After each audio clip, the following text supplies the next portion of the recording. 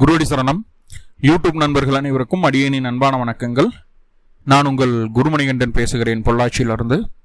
திருக்கணித பஞ்சாங்கத்தின்படி வரக்கூடிய ஜூன் மாதம் கும்பராசி என்பர்களுக்கு என்ன மாதிரியான பலன்கள் நடக்க காத்திருக்கு அப்படிங்கிற விஷயத்தை இந்த பதிவில் பார்க்க போகிறோம். பாசிட்டிவ் நெகட்டிவ் ரெண்டுமே பார்த்துடலாம். நெகட்டிவ் ஏதாவது இருக்குது அப்படின்னா அதை எப்படி பாசிட்டிவாக மாற்றிக்கிறது, அதற்கான வழிபாட்டு முறைகள் என்ன, அதை எப்படி செய்யணும் அப்படிங்கிற எல்லா விதமான விவரங்களையும் விரிவாக தெளிவாக டீட்டெயில்டாக அந்த பதிவில் பார்த்துடலாம். முதல்ல இந்த மாத துவக்கத்தில் என்ன கிரகநிலைகள் கும்பராசிக்கு இருந்தது, மேலும் இந்த மாதத்தில் என்னென்ன கிரகங்கள் பயிற்சி ஆகுது, அந்த கிரக பயிற்சியால் ஏற்படக்கூடிய மாற்றங்கள் என்னென்ன, இதன் அடிப்படையில் தான் இந்த பதிவானது பதிவு செய்யப்படுது. ஸோ அப்படி பார்க்கும்போது இந்த மாத துவக்கத்தில் என்ன கிரகநிலைகள் கும்பராசிக்கு இருக்குது அப்படின்னு சொல்லி பார்த்துட்டிங்கன்னா, ராசிக்குள்ளேயே ராகு பகவான், ராசிக்கு 2ஆம் இடமான தனம் வாக்கு குடும்பஸ்தானத்தில் சனி பகவான் ஏழரீச்சனியினுடைய கடைசி பகுதியில் இருக்கிறாரு. ராசிக்கு 3ஆம் இடமான தைரிய வீரிய ஸ்தானத்தில் உங்களுடைய தைரிய வீரிய ஸ்தானாதிபதி செவ்வாய் பலம் பெற்று அமர்ந்திருக்கக்கூடிய ஒரு சூழ்நிலை. ராசிக்கு 4ஆம் இடத்துல சூரியன், ராசிக்கு 4ஆம் இடத்துல சூரியன் உங்களுடைய 7ஆம் அதிபதி சுகஸ்தானத்தில் ஜம்முன்னு உட்கார்ந்துருக்காரு, ஒன்றும் தப்பில்லை. ராசிக்கு 5ஆம் இடத்துல புதன், சுக்கிரன், குரு, இந்த 3 கிரகங்களினுடைய இணைவு. 5ஆம் அதிபதியான புதன் ஆட்சி பலம் பெற்று அமர்ந்திருக்கிறாரு. ராசிக்கு 7ஆம் இடத்துல கேது பகவான், ராசிக்கு 12ஆம் இடத்துல ராகு. இந்த கிரகநிலைகளின் அடிப்படையில் தான் இந்த மாதமானது பிறக்குது. மேலும் இந்த மாதத்தில் என்னென்ன கிரகங்கள் பயிற்சி ஆகுது அப்படின்னு சொல்லி பார்த்துட்டோம்னா, ஃபர்ஸ்ட் முதல் பெயர்ச்சி ஜூன் மாதம் 2ஆம் தேதி மிக முக்கியமான பெயர்ச்சி குரு பெயர்ச்சி. உங்களுடைய ராசிக்கு 2-11க்கு அதிபதி, தன லாபாதிபதி அப்படின்னு சொல்லக்கூடிய குரு பகவான் இதனால் வரைக்கும் 5ஆம் இடத்துலேருந்து உங்கள் ராசியை பார்த்துட்டு இருந்தாரு. இப்போ உங்களுடைய ராசிக்கு 6ஆம் இடமான கடக ராசிக்குள்ள பயிற்சி ஆகிறார். கடக ராசியில குரு உச்சமடையக்கூடிய ஒரு சூழ்நிலை. இந்த குரு உச்சமடைகிறதுனால என்னென்ன நன்மைகள் நடக்க காத்திருக்கு, என்னென்ன விஷயங்களை நீங்கள் கவனமாக இருக்கணும், அதுக்கான வழிபாடு என்ன, நன்மை அதிகரிக்கிறதுக்கு அப்படின்னு சொல்லி தனி பதிவாக கொடுத்துருக்கேன். அதோட லிங்க் டிஸ்கிரிப்ஷனில் இருக்குது, பார்த்து பயன்படுத்திக்கங்க. ரெண்டாவதா ரொம்ப முக்கியமான பயிற்சி குரு பயிற்சியை போலவே அடுத்ததாக சுக்கிரன் ஜூன் மாதம் 8ஆம் தேதி உங்களுடைய ராசிக்கு 4-9க்கு அதிபதி, யோகாதிபதி அப்படின்னு சொல்லக்கூடிய சுக்கிர பகவான் ராசிக்கு 5ஆம் இடத்திலிருந்து 6ஆம் இடத்துக்கு பயிற்சி ஆகிறார். 4ஆம் அதிபதி 6இல் மறைவு, 9ஆம் அதிபதி 6இல் மறைவு. என்ன நடக்க காத்திருக்குது, இந்த சுக்கிரன் என்ன செய்ய போறார்? அவர் 6ல் மறையக்கூடாது, யோகாதிபதி 6ல் மறையிறது நல்லது கிடையாது. ஆனால் மறையுது, என்ன செய்ய காத்திருக்குது? பொருளாதாரத்தில் பெரிய மாற்றங்கள் எல்லாம் சந்திக்க முடியும். அது ஒரு பெண் கிரகம் அப்படிங்கிறதுனா பெண்களால் தான் அந்த மாற்றங்கள் எல்லாம் வர காத்திருக்கு. என்ன ஏதுங்கிறத டீட்டெயில்டாக அந்த பதிவில் பார்க்க போகிறோம். அடுத்ததாக ஜூன் மாதம் 15ஆம் தேதி, ஜூன் மாதம் 15ஆம் தேதி சூரியன் உங்களுடைய ராசிக்கு 7ஆம் அதிபதி 4ஆம் இடத்துலேருந்து 5ஆம் இடத்துக்கு பயிற்சி ஆகிறாரு. அதுவுமே நல்ல விஷயம்தான். 7ஆம் அதிபதி 5இல் இருப்பதுமே ஒரு நன்மை தான். ஜூன் 20ஆம் தேதி செவ்வாய் உங்களுடைய ராசிக்கு 3ஆம் இடத்துலேருந்து 4ஆம் இடத்துக்கு பயிற்சி. 4ஆம் இடத்தில் இருக்கக்கூடிய செவ்வாய் உங்களுடைய ராசிக்கு 10ஆம் இடத்தையும் 11ஆம் இடத்தையும் பார்வை செய்கிறார். ஸோ இது ஒரு நல்ல விஷயம், ரைட்? அடுத்ததா ஜூன் மாதம் 22ஆம் தேதி புதன் பகவான் உங்களுடைய ராசிக்கு 5ஆம் இடத்திலிருந்து 6ஆம் இடத்துக்கு பயிற்சி. ஜூன் 29 அன்னைக்கு அந்த புதன் பகவான் வக்ரமடையவும் ஆரம்பிக்கிறார். மாத கடைசியில் அந்த புதன் வக்ரமும் ஆகுது. ஸோ இதுதான் இந்த மாத தூக்கத்தில் இருக்கக்கூடிய கிரக நிலைகளும் மேலும் இந்த மாதத்தில் நடக்கக்கூடிய கிரக பயிற்சிகளும். அதனால் என்னென்ன மாற்றங்கள் வருது அப்படிங்கிறது தான் டீட்டெயில்டாக பார்க்க போகிறோம். ஃபர்ஸ்ட்டு குருவினுடைய பயிற்சி 2ஆம் தேதியே நடக்குது. அதை பற்றி டீட்டெயில்டாக நம்ம தனிப்பதிவாக கொடுத்துருக்கோம், அதை பார்த்து பயன்படுத்திக்கிடலாம். அடுத்ததாக சுக்கிரன் அப்படின்னு சொல்லக்கூடிய கிரகம் உங்களுடைய சுகாதிபதி, அவரே பாக்கியஸ்தானத்திற்கு அதிபதி. ஸோ 2 சுப பாவங்களுக்கு ஆதிபத்தியம் பெற்ற சுக்கிரன் ராசிக்கு 6ஆம் இடத்தில் மறைவது அந்த அளவுக்கு நல்லதா சார் அப்படின்னு கேட்டுட்டா அந்த அளவுக்கு நல்ல ஒரு காம்பினேஷன்ஸ் கிடையாது. இருந்தாலும் உங்களுடைய ராசிக்கு 2-11 தனலாபாதிபதி அப்படின்னு சொல்லக்கூடிய குரு கூட உச்சம் பெற்ற குரு கூட அந்த சுக்கிரன் இணைவு. ஸோ இது நல்லதான்னு கேட்டால் 200% நல்ல பலன் அப்படிங்கிறத நம்ம எடுத்துக்கிடலாம். ப்ளஸும் இருக்குது, சின்ன மைனஸ் இருக்குது. இப்போ அந்த சுக்கிரன் அப்படின்னு சொல்லக்கூடிய கிரகம் 4ஆம் அதிபதியாகி 6இல் மறையில என்னென்ன நன்மைகள் அப்படிங்கிறத முதல்ல பார்க்கலாம். ஃபஸ்ட்டு ஒரு சொத்து வாங்கிட்டீங்க, ஒரு சொத்து உங்கள் பேரில் இருக்குது. அடுத்ததாக 2வது சொத்து வாங்கணும்னு பார்த்துட்டு இருக்கீங்க. வீட்டு பக்கத்தில் ஒரு காலி நிலம் இருக்குது, பின்புறமோ முன்னாடியோ உங்கள் ஏரியாவில் இந்த மாதிரி பார்த்துட்ருக்கீங்க அப்படின்னா அந்த விஷயம் சக்ஸஸ்ஃபுல்லாக நடந்துடும். எந்த தடையும் இல்லாமல் நடக்கும். 2வது உங்களுக்கு ஒரு பதவி கிடைச்சிருக்கும், ஒரு பதவியில் இருப்பீங்க, அதை சரியாக வழிநடத்திட்டு இருப்பீங்க கும்பராசி. இப்போது அந்த பதவியோடவே சேர்த்து கூடுதலாக ஒரு சின்ன பொறுப்பு உங்களை தேடி வந்துடும். கூடுதலாக சின்ன பொறுப்பு தேடி வந்துடும். அதுக்கான வருமானம் உங்களுக்கு உண்டாகுதா அப்படின்னு கேட்டால் வருமானத்தோடு அந்த பொறுப்பு வருது. அதற்கு ஒரு பெண் காரணமாக இருக்கிறாங்க. பெண்ணாக வேலை செய்யக்கூடிய இடத்துல இல்லை தாய் வழி உறவுகளில் அல்லது தந்தை வழி உறவுகளில் இருக்கலாம், பெண் காரணமாக இருக்கிறாங்க. அப்போது பொறுப்புகளோடு சேர்த்து இன்னொரு சிறிய பொறுப்பு சேர்ந்து வருகிறது. ஆனால் நல்ல வருமானத்தோடு வருது. முடியும் முடியாது அப்படிங்கிறது ரெண்டாவது. அதை எடுத்துட்டோம் அப்படின்னா வருமானத்தை கண்டிப்பாக பார்க்கலாம் அப்படிங்கிற ஒரு அமைப்பை சொல்லுது. பொறுப்புகள் அதிகரிக்குது. அப்போ பொறுப்புகள் அப்படிங்கிறது அதிகரிக்கும் போது ஆட்டோமேட்டிக்காக என்ன ஆகும்? 10 பேர் இருக்கிறீங்க, 10 பேர்த்தில் ஒருத்தர் மட்டும்தான் கும்பராசி. இப்போ அவருக்கு கூடுதலாக ஒரு பொறுப்பு வருது. அப்போ 9 பேர்த்துக்கு என்ன ஆகும்? அந்த ஒரு ஆள் மேலே பொறாமை வந்துடும். அதை பொறாமை கண் திருஷ்டி அப்படிங்கிறது இந்த மாதம் சகஜமாக உங்களுக்கு வரக்கூடிய ஒரு விஷயம். சரிங்களா? நீங்கள் ஒன்றுமே பண்ணலனாலும் உங்களை அது இதுன்னு பேசி உங்களை பேசுபொருளாக்கி திருஷ்டியை உருவாக்கிக்குவாங்க. அப்படி ஒரு அமைப்பை சொல்லுது. அடுத்ததா வேற என்ன அப்படின்னு சொல்லி பார்த்துட்டிங்கன்னா, பொறுப்பு அதிகரிக்கிறதுக்கு கூடவே வேலை பளுவும் அதிகரிக்கும். பளு உண்டு, கொஞ்சம் ஒர்க்லோடு இருக்கும். அதெல்லாம் சமாளித்து தான் வரணும். சமாளிச்சிருவீங்க. உங்களால் சமாளிக்கக்கூடிய அளவுக்கு தான் இருக்கும் அது. ஓகே, ஸோ அது நல்ல விஷயந்தான். 3வது, பெண்கள் மூலமாக எதிர்ப்புகளும் வருகிறது. உதவிகளும் பெண்களால் வருது, எதிர்ப்புகளும் அவர்களால் வருது. எங்கே இருக்கக்கூடிய பெண்களால் வருதுன்னா, நீங்கள் வேலை செய்யக்கூடிய இடத்துல அல்லது நீங்கள் தொழில் பண்ணக்கூடிய இடத்துல உங்களை சுற்றி உள்ள பெண்களால் எதிர்ப்புகள் உண்டாகிறது. அப்போ உங்களை சுற்றி இருக்கக்கூடிய பெண்கள்கிட்ட கொஞ்சம் கவனமாக இருங்க. அவங்க என்னமோ பெருசாக அட்வைஸ் பண்ணுற மாதிரி உங்கள்கிட்ட வந்து பேசிகிட்டே இருப்பாங்க. இந்த காதல் வாங்கி அந்த காதல் விட்டுட்டு போகிறது தான் நல்லது. ரைட்? ஓகே. அதே போல் உங்களுடைய ஜீவனம் பேசி தான் நடக்குது.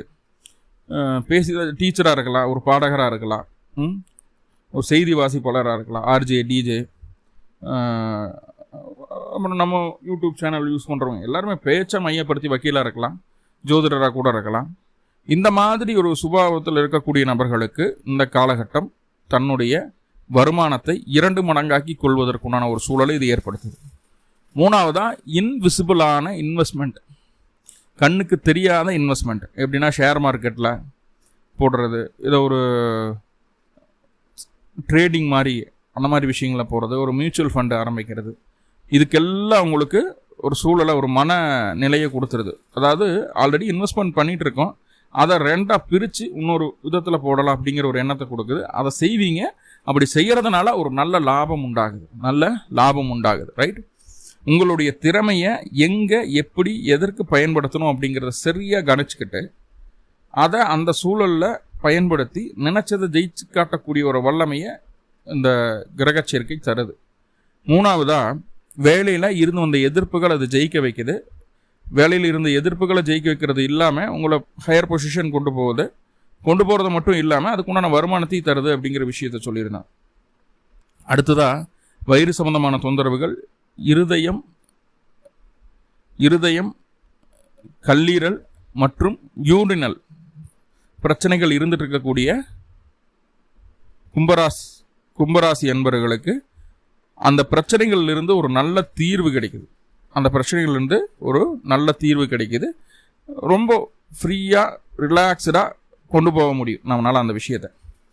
அந்த உடல் தொந்தரவுகளை நீக்குவதற்குண்டான வாய்ப்புகள் கிடைக்கும். முதல்ல எங்கே பிரச்சனை, எதனால் பிரச்சனைங்கிறத ஃபஸ்ட்டு ஐடென்டிஃபை பண்ணுவோம். 2வது அதுக்குண்டான ட்ரீட்மெண்ட்டும் இந்த காலகட்டம் கரெக்டாக எடுக்க முடியுது. எடுக்கும்போது அது நல்ல ரிசல்ட்டையும் கொடுக்குது. அதுதான் ரொம்ப முக்கியம்.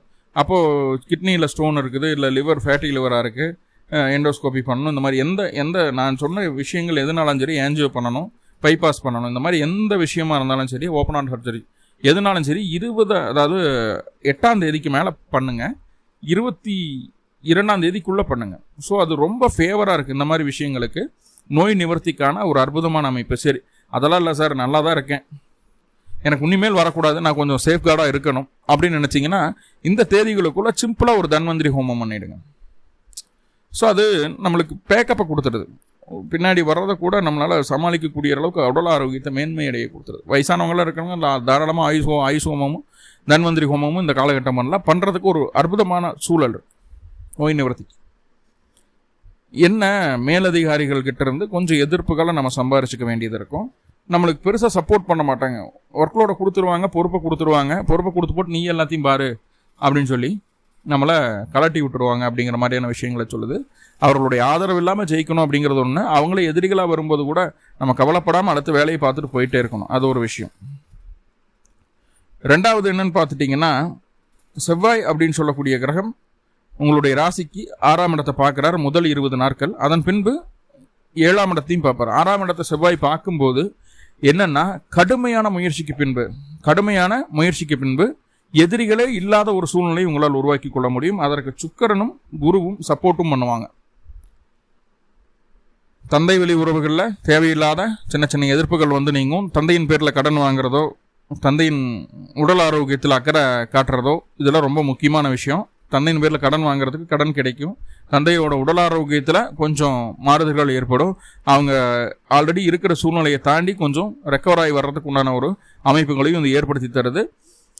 கொஞ்சம் ரெடி ஆகிட்டு வரமேன்னு சொல்லி போட்டு சுகர் இருக்கிறவங்க மறுபடியும் 10 ஜிலேபி சாப்பிட்டா சுகர் இன்னும் உயிர் அப்படிங்கிறதெல்லாம் ஆளையே முடிச்சு போடும். அப்போ கொஞ்சம் ரெடியாகி வர்றோம் அப்படிங்கிறத மனசில் நினச்சிட்டு கப்பு சுப்புன்னு இருந்தால் பரவாயில்ல. மீண்டும் பண்ணிய தவறே பண்ணுவீங்க. அதாவது கும்பராசியினுடைய தந்தை அது மட்டும் வேணாம் அப்படிங்கிறது சொல்லுது. உங்கள் ஃபாதர் அப்படி இருக்கிறாங்கன்னா கூட இருந்து நீங்கள் நல்லபடியாக கவனிச்சுக்குங்க. ஏன்னா அவங்களுக்குள்ள ஒரு அப்நார்மல் ஆக்டிவிட்டீஸை இந்த காலகட்டம் நீங்கள் பார்க்க முடியும். ரைட். தாய்க்கு சற்று இடமாற்றங்களை சந்திக்க வேண்டிய ஒரு சூழ்நிலை இருக்கும். தாய்க்கு காது மூக்கு தொண்டை சம்பந்தமான பிரச்சனைகள் ஏதாவது இருந்ததுன்னா அது சரி செய்கிறதுக்குண்டான வாய்ப்புகளை சொல்லுது. உங்களுக்குமே அந்த கால் தொடை நரம்பு கணுக்கால் முழங்கால் இந்த சியாட்டிகா பெயின் ஆர்த்ரைட்டிஸ் இருக்கிறது, அதே நேரத்தில் வந்து உங்களுக்கு இந்த வெரிகோஸ் வெயின் இந்த மாதிரி பிரச்சனைகள்ல கொஞ்சம் அவதி இருந்துட்டு இருக்குது கும்பராசிக்கு அப்படின்னா அது சரியாகிறதுக்கு உண்டான ஒரு சூழ்நிலையும் இது ஏற்படுத்துது. சரியான ட்ரீட்மெண்ட்டும் கிடைக்கிற மாதிரி அம்சங்களை சொல்லுது. ஓகே. ஸோ இப்படி எல்லாமே நம்மளுக்கு ஃபேவராக வந்துடுது. எந்த தொந்தரவுகளும் இல்லாமல் நம்மளுக்கு ஃபேவராக வருது. அடுத்ததாக பார்த்துட்டிங்கன்னா ரொம்ப முக்கியமான கிரகம் சூரியன். 4ஆம் இடத்துலேருந்து 5ஆம் இடத்திற்கு காதல் திருமணங்கள் நடப்பதற்கான வாய்ப்புகளை சொல்கிறது. உங்களுடைய விருப்பத்தை எந்த வித தயக்கவுமின்றி யாரிடம் வேண்டுமானாலும் வெளிப்படுத்தக்கூடிய ஒரு மனநிலையை கொடுத்துக்கிறது. மனசுக்குள்ள அப்படியே ஒரு ஸ்ட்ராங்கான ஒரு மனநிலைமை இருக்கும். குழந்தை இல்லாத கும்பராசி என்பவர்களுக்கு வரக்கூடிய ஜூன் மாதம் 20ஆம் தேதிக்கு 15ஆம் தேதிக்கு பின்பு 29ஆம் தேதிக்குள்ள 15ஆம் தேதியிலிருந்து 29ஆம் தேதிக்குள்ள குழந்தைக்கான முயற்சிகளை செய்யும்போது அது கரு தங்குவதற்குண்டான வாய்ப்புகளை ஏற்படுத்துது. குழந்தைகளுக்கு ஆல்ரெடி இருந்த உடல்நல தொந்தரவுகள் நீங்கி அவருடைய ஆரோக்கியம் மேன்மை அடைகிறத நம்மளால் பார்க்க முடியும். ஸோ அதுவும் ஒரு ஃபேவரான ஒரு விஷயமா இருக்குது. கணவன் மனைவியிடையே நல்ல புரிதல் ஏற்படும். இப்போ தான் கல்யாணமாகி 30 வருஷம் ஆச்சு அப்படின்ட்டு இருந்தாலும் சரி, இந்த காலகட்டம் நம்மளுடைய வாழ்க்கை துணை நம்ம கண்ணு அழகாக தெரிவாங்க. ஆல்ரெடி புரிதல் இல்லாமல் போயிட்டு இருக்கக்கூடிய செயல்கள் எல்லாமே புரிதலோடு பார்க்கப்படும். 2 பேர்த்துக்குள்ள நல்ல அண்டர்ஸ்டாண்டிங் உடல் ரீதியாகவும் மன ரீதியாகவும் வரும் அப்படிங்கிறதுல எந்த மாற்றுக்கிறதுக்கு இடமில்லை. ஆல்ரெடி கணவன் மனைவிக்குள்ள ஏகப்பட்ட பிரச்சனை கும்பராசியை பொறுத்தளவுக்கு.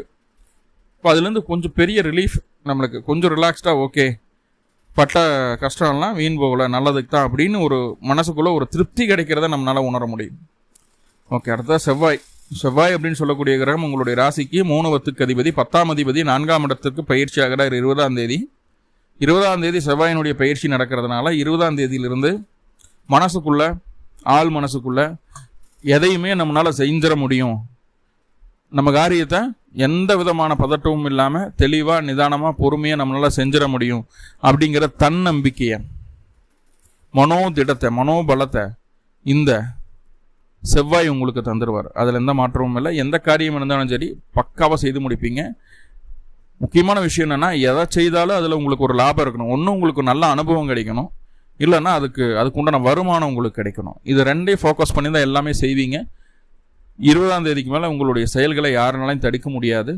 எடுத்த காரியங்களை வெற்றி பெறக்கூடிய ஒரு சூழ்நிலை தான் உண்டாகுது. ஸோ தைரியமாக இருக்கலாம். சரிங்களா. நெக்ஸ்ட் இன்வெஸ்ட்மெண்ட்டை பற்றியும் யோசிப்பீங்க. நிலத்தின் மேலே பண்ணலாமா அப்படிங்கிற ஒரு ஆர்வம் மனசுக்குள்ளே வந்து போகிறதுக்குண்டான ஒரு சூழ்நிலைகளை சொல்லுது. உணவில் மட்டும் கவனம் வேணும். சூடான வெளி உணவுகளை ஃபாஸ்ட் ஃபுட்ஸ் எல்லாம் தவிர்த்துக்கிறது நல்லது அப்படிங்கிறத புரிஞ்சுக்கோங்க. இப்போ நிறைய பாசிட்டிவ் பார்த்துட்டா சின்ன சின்ன நெகட்டிவ் இருக்கு இல்லையா. நெகட்டிவை பாசிட்டிவாக மாற்றிக்கிறதுக்கு என்ன வழி? அருகில் இருக்கக்கூடிய பழமையான சிவ ஆலயங்களுக்கு சென்று 2 நல்லெண்ண தெய்வம் போட்டு வழிபாடு பண்ணிட்டு வாங்க. பிறந்த கிழமை அன்னைக்கு இந்த வழிபாடை பண்ணுங்கள். கண்டிப்பாக இந்த மாதம் பொருளாதார ரீதியான மிகப்பெரிய மாற்றத்தை சந்திக்கக்கூடிய மாதமாக உங்களுக்கு அமையட்டும். மேலும் உங்களுக்கு நல்லதெல்லாமே நடக்கணும்னு சொல்லி எல்லாம் வல்ல பரம்பொருளை பிரார்த்தனை பண்ணிட்டு அந்த பதிவை முடிச்சுக்கிறேன். நன்றி நண்பர்களே, நன்றி. வாழ்குளமுடன். திருச்சிற்றம்பலம்.